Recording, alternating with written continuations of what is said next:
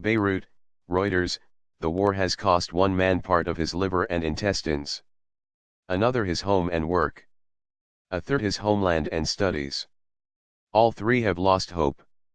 Abu Farhan, Fuad al-Grabi, and Abu al-Bara took the rebel Syriaâ trademark side in the violence which began after the government put down street protests that started on March 15, 2011. Grabi, who has a business renting out construction machinery, joined a rebel group and later set up his own fighting unit. Abu al-Bara, then just 16, joined a militant group, the Nusra Front, and became a jihadist fighter. Abu Farhan, a student and part-time kitchen fitter, joined the first protests in the central Syrian city of Homs and went on to become an opposition activist. The harrowing tales of the three men they don't trademark know each other but all risked their lives by siding against President Bashar al-Assad help show why the rebellion is failing. All three quickly became disillusioned with divisions among the rebels and what they saw as various fighting groups trademark intolerance of anyone who does not think like them a trait similar to what they see in Assad. Two of them have concluded the war is unwinnable, especially as Assad now has heavy military support from Russia and Iran that far outweighs the weapons shipped to rebels by the United States, Gulf Arab states and Turkey. But hatred of Assad means fighters like Grabi battle on. Men such as Abu al-Bara and Abu Farhan are so disillusioned with both sides that they see no life for them in Syria. What happened destroyed my whole future Abu al-Bara, who now lives in exile in Turkey, told Reuters by telephone. He fled across the border after falling out with the Nusra Front, which he says imprisoned and tortured him. Grabi, 37, has recovered from abdomen and hand wounds and lost part of his liver and intestines, and a finger, says he will fight to the death with the rebels but also believes the rebellion trademark's original ideals are dead. We trademark keep fighting to our last breath, even against the whole world he said. Opposition activist. Abu Farhan shares that sense of despair. Now 30, he was forced out of Homs by the fighting in 2014. Although he has found work and an apartment in Syriaâ trademark's northern Idlib province, he is deeply disillusioned by what has become of Syria and dreams of leaving to start a new life abroad. We didn't trademark want to destroy our country and create this rift among Syrians he said. If I could go back in time, I wouldn't trademark have joined the protests He asked to be identified only by his nom de guerre for fear of upsetting rebels in Idlib. The civil war has killed 511,000 people, according to the Syrian Observatory for Human Rights, and forced over 5.4 million to flee the country, according to UN data. It has also caused a refugee crisis in neighboring countries and Western Europe and inspired fatal attacks from Nice to Los Angeles. Years of deadly days in Syria, tmsnrt.rs/2hb9bkg. It is a civil war that has laid bare the international community trademark's inability to resolve conflicts on such a scale, increasing strains between Russia and the West. Abu Farhan had studied physical education at university in Homs before the war and was working as a kitchen fitter. He threw his lot in with Assad trademark's opponents when he joined anti-government protesters pouring out of the Khaled bin al-Walid Mosque in Homs. Abu Farhan put aside his studies and his hopes of marriage, and began organizing protests.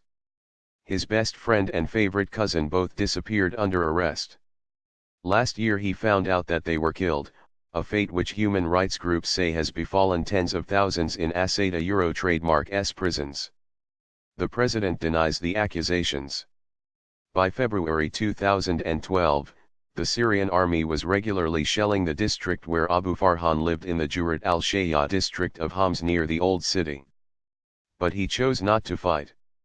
I knew that taking up arms would be a curse, not a blessing he said.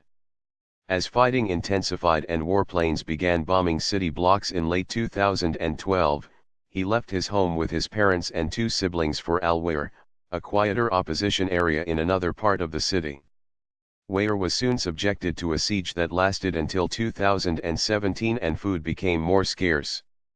During Ramadan, the Muslim holy month when people traditionally eat delicacies at night after fasting through the daylight hours. He says the family usually had only bulgur wheat to break their fast. Sometimes we didn't trademark even have that he said. Terrified of arrest by Assad trademark's security forces, which he believed would lead to torture and summary execution, Abu Farhan and his family joined rebels who left for Idlib in a negotiated withdrawal, surrendering Wayr to the government. Idlib will never feel like home for Abu Farhan. I am a refugee here he said. After leaving Wayr, he and his sister both found jobs in Idlib, with Abu Farhan working as a fitness instructor. Despite overcrowding caused by the flood of refugees from other parts of Syria, they were able to rent an apartment. For now, though, Abu Farhan is unable to get to work in the southern part of Idlib because bombing by pro-Assad forces makes his journey too dangerous. The bombing, destruction, and what he sees as the intolerance of rebel groups running Idlib have convinced him there is no point staying in Syria. He has started learning Turkish and hopes to gain refugee status. Jihadist and exile. Abu al-Bara was a schoolboy in Wayr when the protests began, but volunteered as a hospital orderly and helped injured demonstrators hide from the police. He briefly became a medical student, while it was still possible to travel into the university in central Homs. Realizing he was now a wanted man because of his actions, he joined the Nusra Front. He said the group seemed to represent his conservative religious views and that he became aware of its true nature and violent militancy only later. We didn't trademark know then that the Nusra Front was affiliated to Al-Qaeda. We had a religious upbringing, and they lured us in with their religious beliefs said Abu al-Bara. The Nusra Front trademark's brutal methods were soon evident to Abu al-Bara, as was the split between jihadist and nationalist groups that has plagued the uprising. They established security apparatuses and prisons just like the Assad government regime, where they tortured people Abu al-Bara said. I know of at least one man who died under torture and was later shown to be innocent After only a few months fighting with the group, he was stripped of his gun and mobile phone for opposing its actions and he started volunteering at a medical center. His disillusionment with the Nusra Front and other rebels grew and he publicly argued with the group trademark's local commander, who threw him into prison. He was held in a dark underground cell infested with rats and was tortured, he said.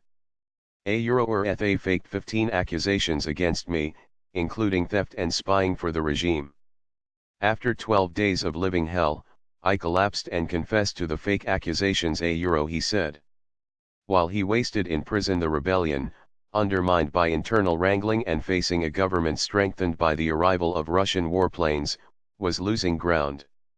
When its enclave in the city of Aleppo fell to Assad in late 2016, it led to a series of surrenders of other small opposition pockets around Syria.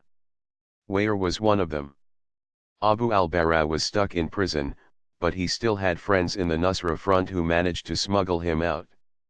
He was able to board one of a number of green buses sent by the government to evacuate the rebels, and made it to Idlib. For Abu al-Bara, worried he was in danger from the Nusra Front and now using false documents, the misery and poverty of Idlib offered no haven. Three families shared one small apartment, taking turns to sleep he said. 6 weeks after arriving there, he made the dangerous border crossing into Turkey with the help of the same people who had rescued him from prison. It was his 7th attempt. Living in Istanbul with his mother and younger brother, Abu al-Bara says the trauma of that time, when the sound of jets meant an attack could be imminent, still affects them. We live near the airport. Whenever a plane takes off or lands, my brother runs crying to his mother he said.